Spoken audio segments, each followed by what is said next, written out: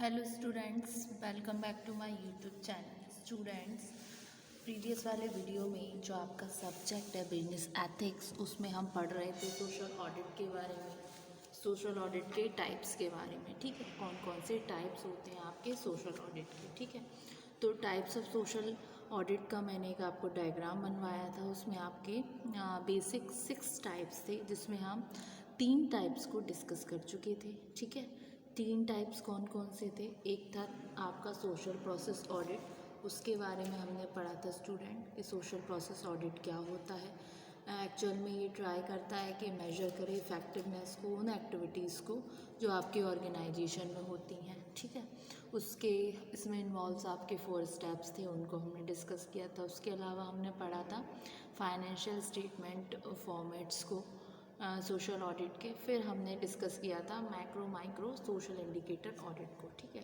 आज के वीडियो में हम डिस्कस करेंगे स्टूडेंट जो आपका 4th टाइप है सोशल ऑडिट का, सोशल परफॉर्मेंस ऑडिट। ठीक है, तो types of social audit,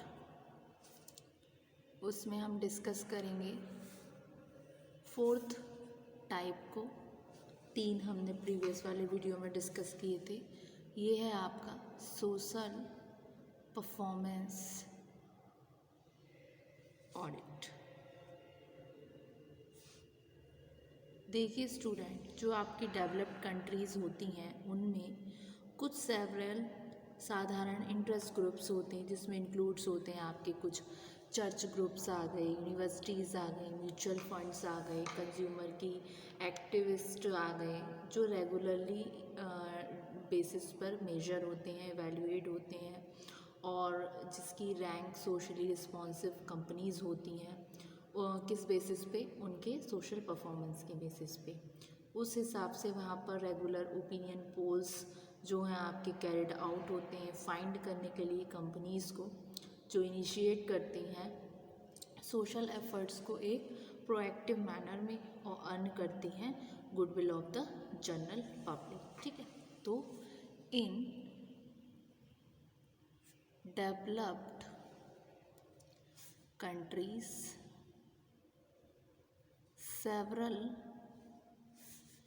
interest groups including church groups, universities, mutual funds, consumer activist regularly measure, evaluate and rank socially responsive companies on the basis of their social performance. ठीक है ना, regular opinion polls are carried out to find companies that initiate social efforts in a proactive manner and earn the goodwill of the general public. ठीक है, उसके अलावा next आता है आपका 5th जो है पार्शियल सोशल ऑडिट। इस केस में क्या है, जो कंपनी है वो अंडरटेक करती है, मेजर करती है एक स्पेसिफिक एस्पेक्ट, एक स्पेसिफिक जो रूप होता है सोशल परफॉर्मेंस का, जिसमें आपकी आ गई एग्जांपल गिवन में एनवायरनमेंट, एनर्जी, ह्यूमन रिसोर्सेस, और इसके अलावा आपका कंसीडर करता है एक बहुत ही इम्पॉर्टेंट और सोशल एफर्ट्स जो आपके कुछ एरिया पे डिस्कशन करता है, जैसे कि आपका इन्वायरमेंटल ऑडिट हो गया, उसके अलावा आपका हो गया एनर्जी ऑडिट, फिर ह्यूमन रिसोर्स अकाउंटिंग। ठीक है, इस तरीके से। तो in this case the company undertakes to measure a specific aspect of social performance। इसमें हो गए आपके इन्वायरमेंट, एनर्जी, ह्यूमन रिसोर्सेस, क्योंकि it considers that aspect to be very important, or because its social efforts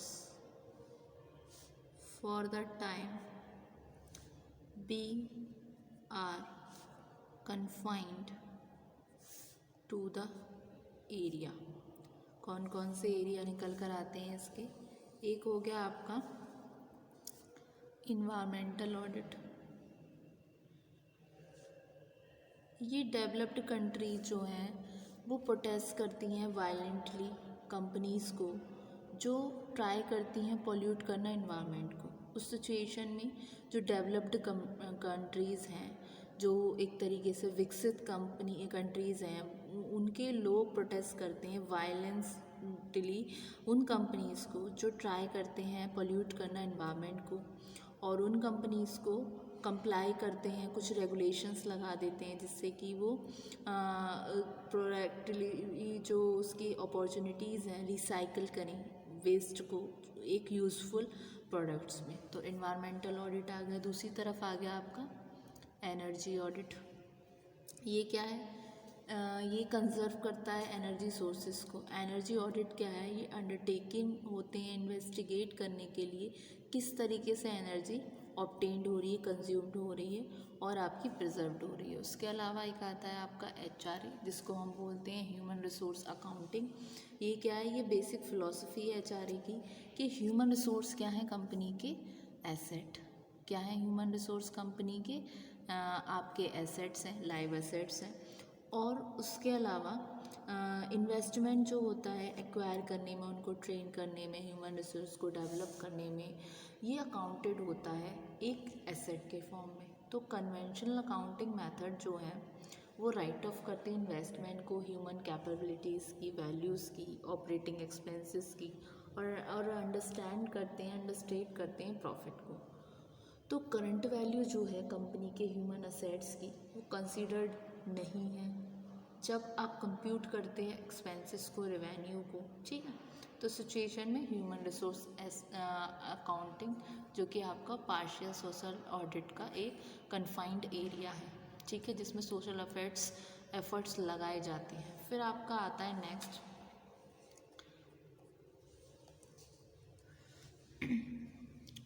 comprehensive audit. ये क्या करता है?